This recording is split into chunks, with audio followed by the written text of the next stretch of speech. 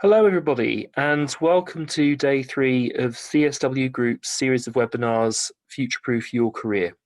So today we have a talk entitled Adapt to Survive, Walking the Professional Tightrope, Balancing Personal and Professional Interactions and Expectations. So this talk will be delivered by two of our career development consultants, Karen Crosby and Kat Parsley. It's a very information-packed talk, and I hope you'll all find it very useful. Just as to mention, if anybody has any questions that they'd like to pose to our speakers, then you've got the Q&A button at the bottom. Please feel free to enter any questions you like, and we'll be happy to deal with those at the end. So without further ado, I'll hand over to our presenters, and the first voice you'll be hearing is Karen.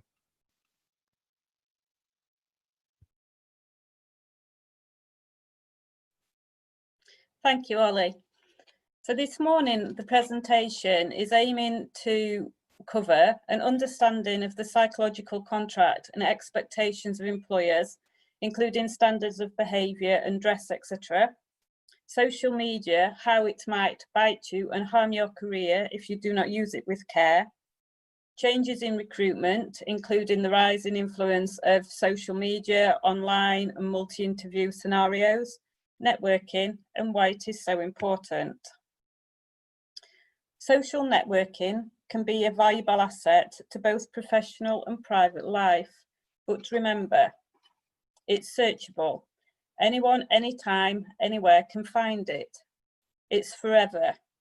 Anyone, even parents, your school or your future boss can find it today, tomorrow, or 30 years from now. And it's copyable. Once somebody finds your personal information, they can copy, share, and change it. And it has a global, invisible audience. Even if your page is private, you can't tell which of your friends may share your information. And once they do, you have no control with it. On the screen are some pictures of celebrities. Does anybody know what these celebrities have in common? They've all made mistakes on social media which has harmed their career. Such as Jack Maynard in the top left. He lost his place on I'm a Celebrity in 2017 for tweets he made back in 2011. And below him is a Belgian model, Axel, who lost a lucrative modelling contract with L'Oreal for this tweet about hunting. Your online reputation or digital footprint is both real and valuable. Your Facebook or Twitter page is your digital CV and valuable to your reputation and future career. It's best to think before you post and protect yourself by becoming an expert in privacy settings. Did you know that potential employers may view your social media platforms? The ones where you post pictures of your latest holiday, a meal out with friends, or a day out with friends, and tag friends in jokes and memes? Why, might you wonder, would a potential employer be possibly interested in viewing things like that? Well, it turns out personal details are why potential employers may look at an applicant's social media account. It can help them get an accurate idea about who you are, a personal view into your life. A CV can tell an employer your qualifications, but your social media profile can help them determine your personality type and if you would be a good fit for their company culture. Employers are looking for red flags, risque photos, bad language, anything that would show you'd be a less than ideal employee to have in their office. So before posting on social media, think very carefully. As well as portraying yourself in the best way, you also need to remain safe online. Try and remember the following do's and don'ts. Think carefully about how you present yourself when you're choosing a profile image. Think about the language you use. What you say and do will lay down your digital footprint. Know who can access your personal information and assume that everything is public unless you are sure that it isn't. Trust your instincts. If something doesn't look or feel right, it probably isn't. If you find something online that you don't like or it makes you feel uncomfortable, turn off the computer and tell an adult. Be careful with your personal information. As soon as it goes online, you've lost control over who will see it. Don't forget, pictures can easily be copied and shared. Don't post any pictures that you wouldn't want everyone you know to see, and that includes your parents, teachers, and future employers. And be careful with the personal information of others. They have a right to privacy, and you have a responsibility to protect it. Don't assume everyone you meet online is who they appear to be. Anyone can create a user profile, pretending to be anyone else. Don't post information that could be used to find you offline without meaning to. Be careful of posting photos with things like car registration plates or identifiable landmarks in them. Don't post that you usually take the same walk home from school past certain landmarks. And don't reply to messages that harass you or make you feel uncomfortable. Would you be happy for a potential employer to view your social media profile? So what might you think an employee would look at on your Facebook? Well, they will look to see how you describe yourself. Does it match how you have described yourself in your cover letter and CV? And always check your spelling and grammar. When it comes to photos, check that your photos represent you in a professional way. If you have a Twitter account, a potential employer might like to see who you follow. Do you follow content related to the industry you're interested in? Do you tweet useful information, or do you just use it to pick fight with others? If you're applying for a job, take a look at your tweeting history and consider deleting anything that won't show you at your best. On Instagram, a potential employer may check the kind of followers you attract. They may want to see what you say to them, and this can give them an insight into your personal relationships and if you would be a good cultural fit for the company. And again, any pictures, make sure that they represent you in a dignified way. Some of you may not have heard of LinkedIn. This is a great social media platform to use and can be a useful tool when searching for and applying for jobs. It's thought that up to 87% of recruiters use LinkedIn as part of their candidate search. Employers will like to see if you've connected with businesses in the industry you're interested in. Do you share useful articles? Do you connect with other industry-related professionals? When setting up your LinkedIn profile, make sure you include a professional-looking profile photo. Make sure that all components of your profile are completed and up to date. Employers will pay particular attention to experience, skills, and endorsements, and you can add up to 50 skills. Consider phrases which might be used to search for your skill set, and Catherine will talk about these in more detail in a few moments. If you speak another language, make sure you add it, and always check your inbox. So just remember, on social media, don't share your password with anyone else. Only accept friends requests from people you know, and don't post anything you wouldn't want your parents, teachers, or a future employer to see. Be authentic and learn about privacy settings, reviewing them often. So now you've checked and updated your social media platform, you may feel ready to start searching for a job. But how and where do you start? The best way to find a job involves doing research from the start. Think about yourself and what you want from a job. Consider your talents and contemplate ideal opportunities. Finding a job will be easier once you've narrowed your focus and set clear goals. Continue to do research. As we've discussed, social media is a great place to get your name out there. It's thought this year 89% of companies will use social media for recruiting. It's also a great place to search for job vacancies. Employers often advertise on Facebook, LinkedIn and Twitter. Start following the companies you'd like to work for. Other places you can look for a job are newspapers. Even though many companies post vacancies online, you can still find job ads in newspapers, especially those of smaller local companies. If you want to work in a specific industry, look for journals in that field, as they may feature job adverts. You can also look at a recruitment agency.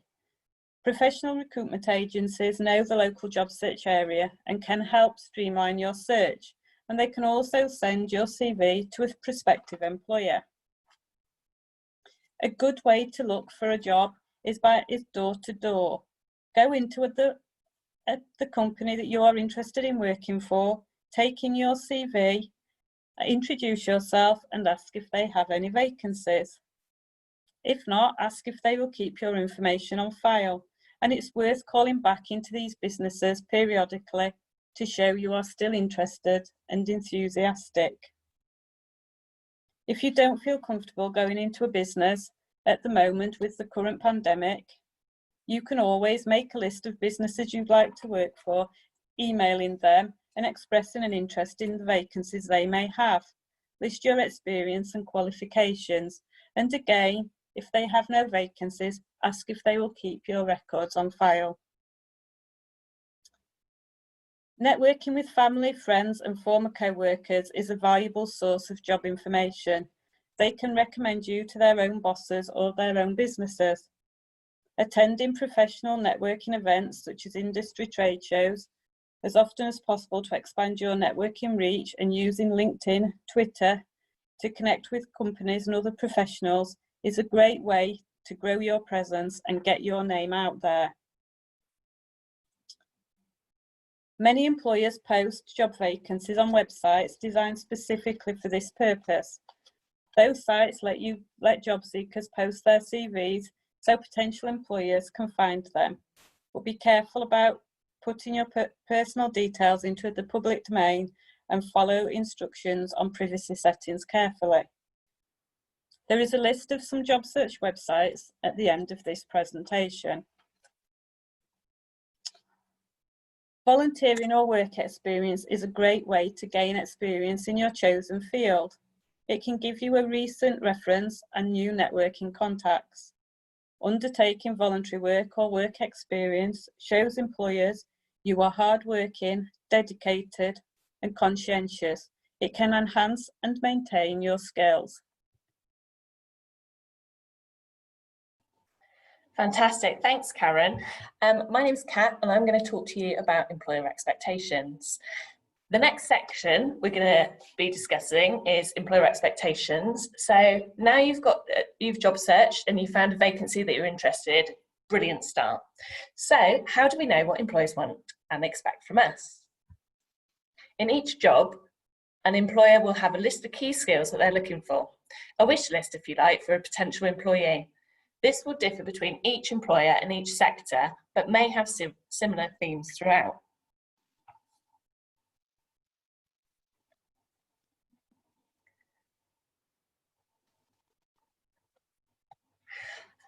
Oh, sorry guys.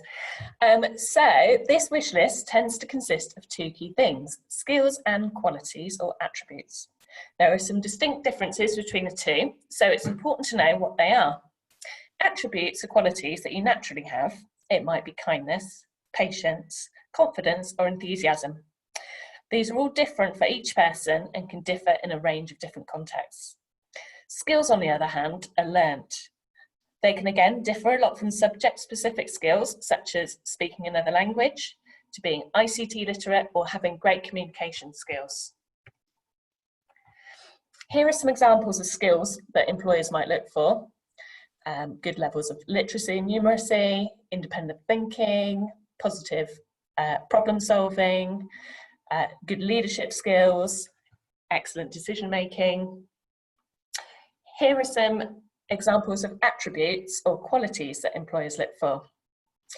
This list isn't exhaustive, but just some ideas. There'll be a task linked to the presentation with a further list of possibilities of skills and qualities for you to have a little look at in your own time. So, what our employers say? Employers will differ greatly with what they want. There'll be variety in what's expected between larger employers and family businesses, manual work and office work, and differences between a whole range of jobs.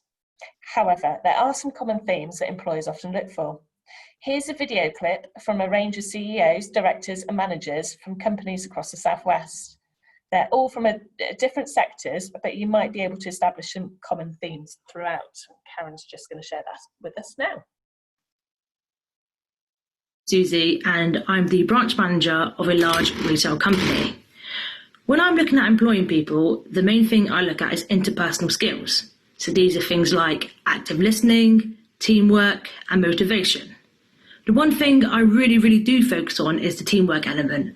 I always love to hear about when a person has worked in a team, what their specific role was, and how they contributed to the success of the team.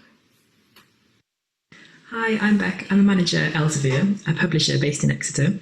Things I'm looking for somebody who would like to work with us are evidence of good teamwork, somebody who can communicate really well in lots of different ways, so via email, on the phone and in person. And I'm also looking for somebody who's really happy to ask questions, somebody who shows that they're hungry to learn without me needing to prompt them. Hello, my name's Rebecca and I'm a contracts manager for probation. When we're looking for new members of staff, we're always looking for people who are, first of all, genuinely interested in the work that we do. We need people who are flexible and who are reliable, and we need people who are very motivated to work on their own. We also work in a team, so team playing is a big plus point. Thanks. Hi, I'm Kaylee. I'm the restaurant manager at Ladron Bay. When I'm looking at hiring a new employee, I look for someone with good social skills, someone who is flexible and dynamic, someone who's hardworking and can change in any situation, someone with the ability to work with others and in a team, and most of all, someone with the willingness to learn new skills and develop as a person. Hi, my name's Tim and I'm the finance manager of a large engineering organisation in the Southwest. With regard to interviews, I think the first thing to bear in mind is your CV. Make sure it's right. Don't rely on spell checkers. Check it yourself carefully. Second point is research the organisation you're applying for a job with. That shows interest, that you know a bit about their background, the reason why they exist.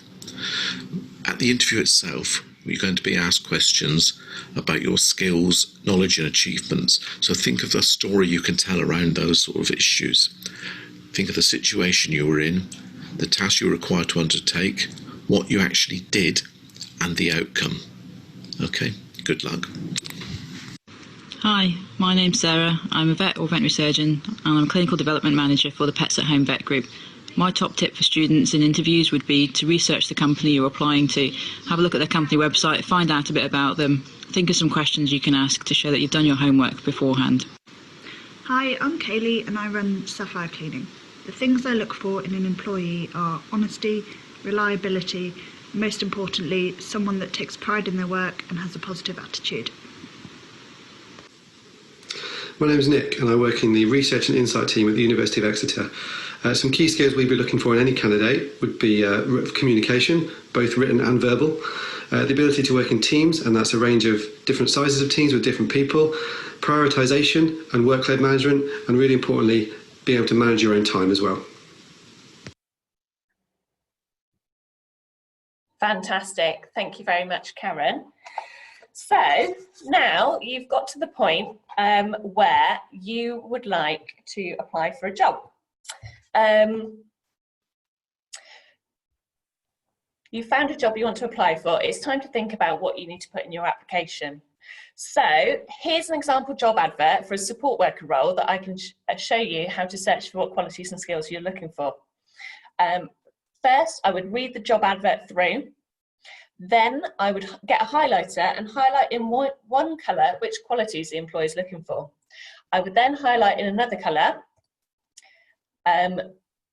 what skills the employee is looking for. This will be a really helpful exercise to help you get through the interview stage by helping you know what you need to put in your application. For this job, I tried to mirror the keywords used in my application form in the job advert. Once the employer has received the application, you'll need to make it through the sifting process. Sometimes this is done electronically via software and will look for key-related words and phrases related to the job advert or description. And if they don't meet the criteria, they'll not be selected. So it's important that you use these. Also, it's key to use examples or anecdotes as to when you've used these skills. It might be that you've worked in a team in a previous work experience or whilst playing sport. It might be that during cadets or coaching, you've demonstrated great leadership skills. It's important to use examples as they make these sorts of buzzwords have meaning and context. Again, each job will want different things, so it may be useful to do this exercise for a job in an industry that you're interested in yourself. Thank you very much. Back to Karen. So thank you, Kat. So after all your hard job searching, you've secured an interview. Well done. But what can you expect now? Employers use the following amongst many other methods to interview and recruit new employees. So they may offer you a telephone interview, an online interview, a group interview, or a traditional face-to-face interview. But how do you prepare for these interviews? If you're offered a telephone interview by a prospective employer, it's important to remember to set a calendar reminder on your phone and be prepared for the interview at least 15 minutes early, as if you were attending a face-to-face interview. The last thing you want to do is miss that telephone call. If you miss that telephone call, the employer will not call back because it will show that you're not reliable. Pick your venue and remove all distractions. Make sure that there are no background noises, people talking, anything that may distract you or distract your attention from your interview. If possible, use a landline telephone.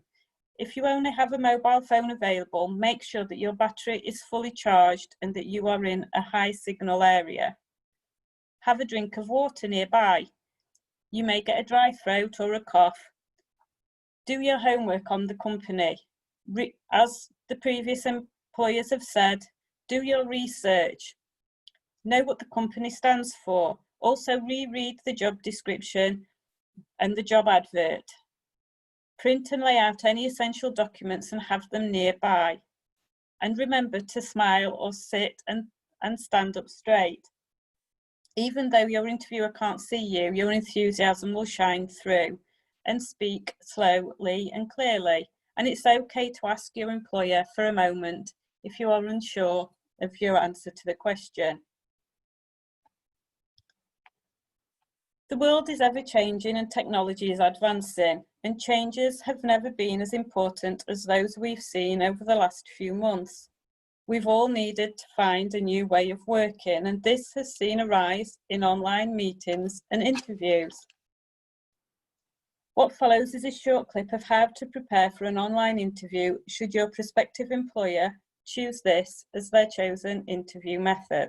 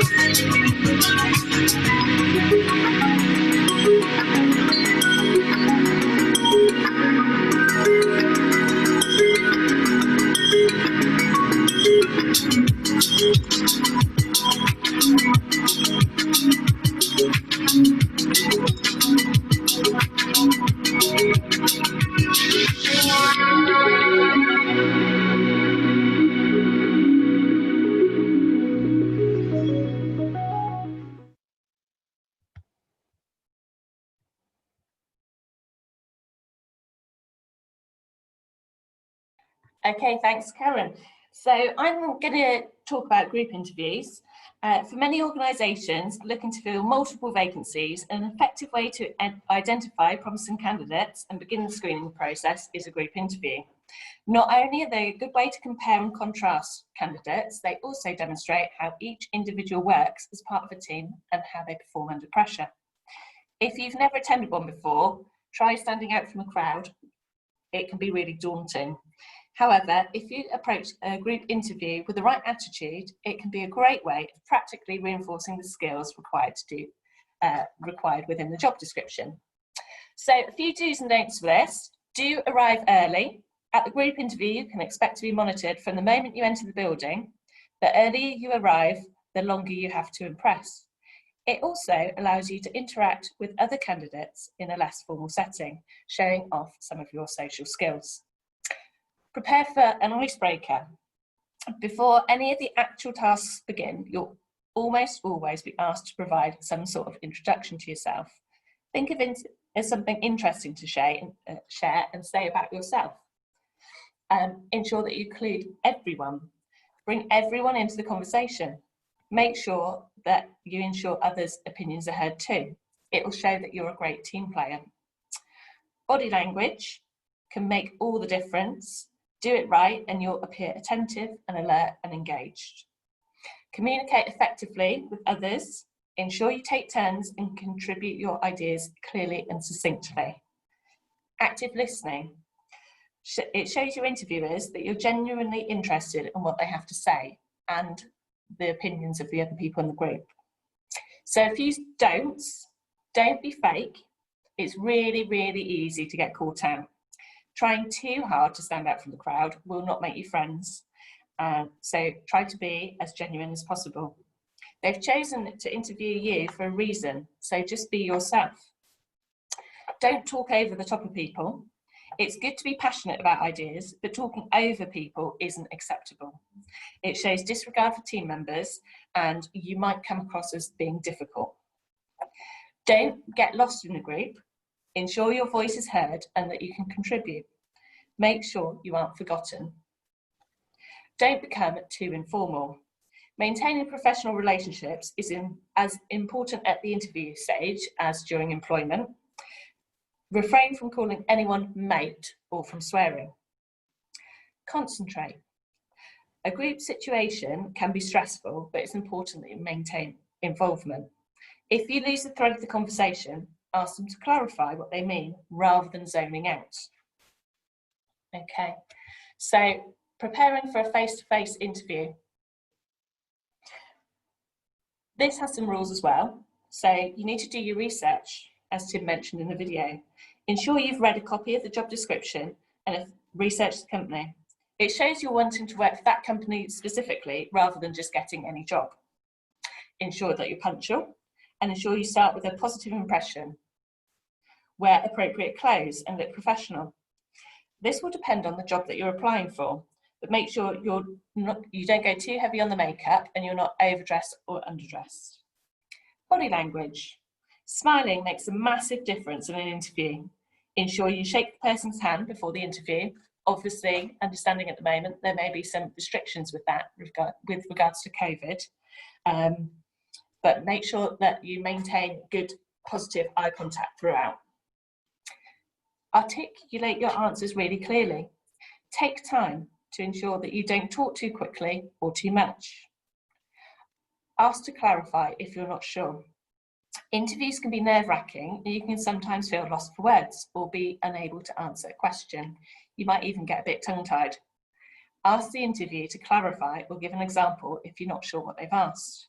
Alternatively, ask them for a minute to think over the answers and ask them to come back to the question at the end if you need to have more thinking time. Another good tip that I tend to do is ask for a glass of water. It gives you a couple seconds just to have a little think whilst you're drinking. Okay. And remember, an interview is a two-way process. Asking a question at the end can show that you've prepared and that you're keen. So, congratulations, you've attended the interview and you've been given the job. What we need to look at next is what the employer expects of you. So employers will have expectations on you, and you should also have some expectations on your employer. Most employers expect you to uphold the company ethos. Each company has a different feel and has different priorities. Make sure that you know what these are for your specific company. Your managers will expect you to be an effective communicator. If you have a problem or are worried, they expect you to tell your employer. They prefer that you share your concerns, as it shows you're keen when asking questions and you can help put any problems right. They expect you to behave in a professional manner. The language you use with your friends should not be the language that you use with colleagues or especially with customers. Dressing appropriately for work. You're representing the company in a professional capacity. It's not a fashion show. Safety and professional integrity is paramount to every employer. You're expected to work well with other employees. Now, this can be one of the biggest challenges of the world of work, but making sure that you air your grievances professionally and ensure that you communicate in a professional manner will make sure that your working life is both happy and positive. Being punctual. The employer is relying on you to be there. Regular lateness will make you seem unreliable, even if the quality of your work is really good. They'll expect you to use your own initiative. Asking questions is vital to the learning process. However, learn to pick your moments and review, do I need to ask that question? Make sure that you don't come across too needy by asking questions all the time. Ownership and accountability. So an employer will expect you to be responsible for your own reactions and behaviours. If you make a mistake, they expect you to own it and then to talk about what you would potentially do next time. They would expect you to undertake work-based training. Learning is a lifelong process. Some training will be mandatory and some will be optional. It will also be, there should also be opportunities for you to regularly reflect on your work and expect you to learn from experiences. You should be expected to follow policies and procedures. Make sure that you know what these are. This can be anything from looking after the health and safety of yourself and your colleagues and customers to knowing the absence policy and sickness policy. All policies are in place for a reason and help to keep a company running smoothly for the benefit of yourself and the benefit of the company. Okay, so it's a two-way process, so you should also have some expectations for your employer. These should be consistent communication and good leadership. Remember, communication is a two-way street, and they should be good at disseminating information to you and also communicating with you on a regular basis. You should be able to feel comfortable asking for help. No one is expected to know it all, especially when you're new, and there's a balance to be struck with using your own initiative and being able to ask for help. A safe space for failure is really important. You are learning, you're not expected to know everything, and it's important that when you make a mistake that you have time to reflect and that it's not a blame culture. It's really important that you have supportive managers who help you understand where you've made a mistake and also help you action plan about what you might do differently next time. To receive recognition and praise. When you've done something really well, it's really motivating to know that and to receive recognition for that. So managers and your employees should be providing you with praise when it's appropriate. Training in your new role. Remember, skills are required, as we talked about earlier.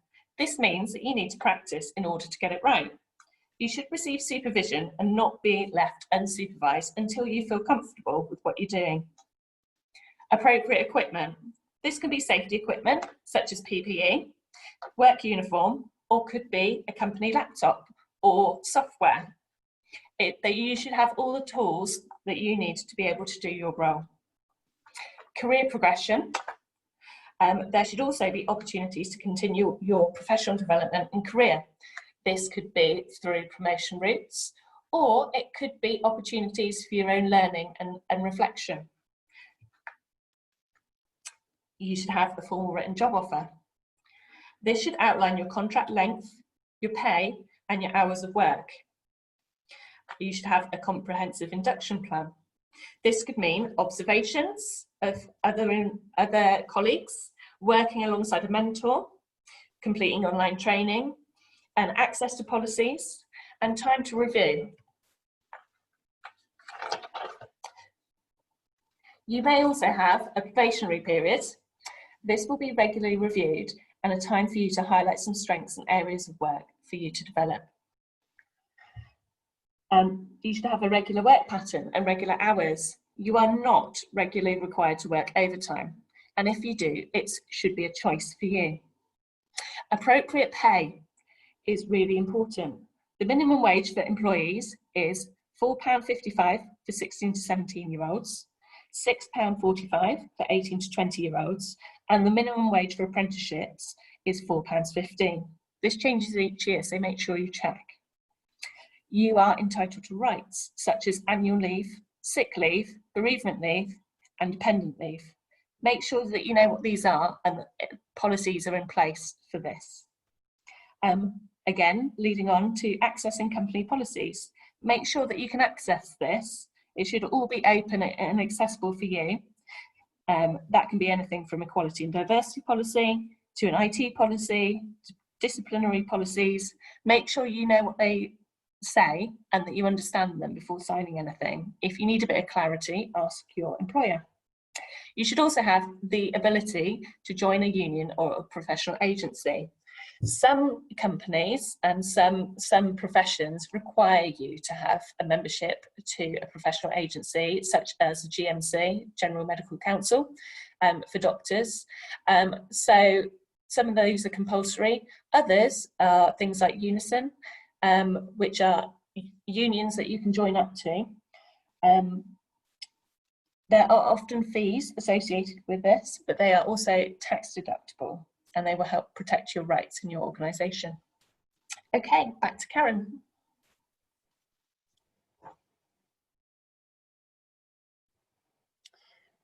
So from today, there are a few tasks.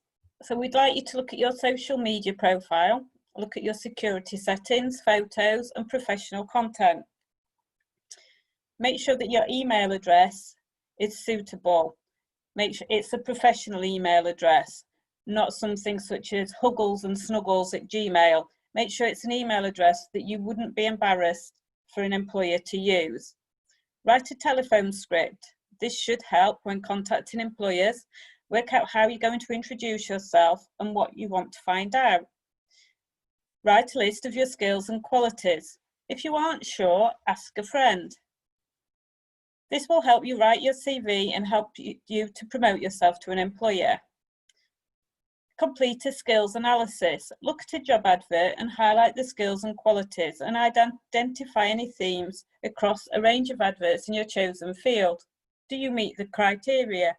If not, is there anything that you could do to enhance your skills and qualities, such as voluntary work or work experience? Have you thought of everything that you do? If you have a part-time job, an action plan. Write an action plan of your next steps. What could you do to increase your skills? If you have any... Sorry. So if you have any questions, feel free to email us on careerquestion@cswgroup.co.uk. We will respond to all these questions. We're having a live Q&A session at 10 o'clock on Friday on the 17th. So it'd be great for any questions to be sent across and we can answer them for you guys then. Okay, well, fantastic. Thank you very much for today. And that's the end of our presentation. Back over to Ollie. Thank you, Kat and Karen. That was a really, really good, very detailed presentation.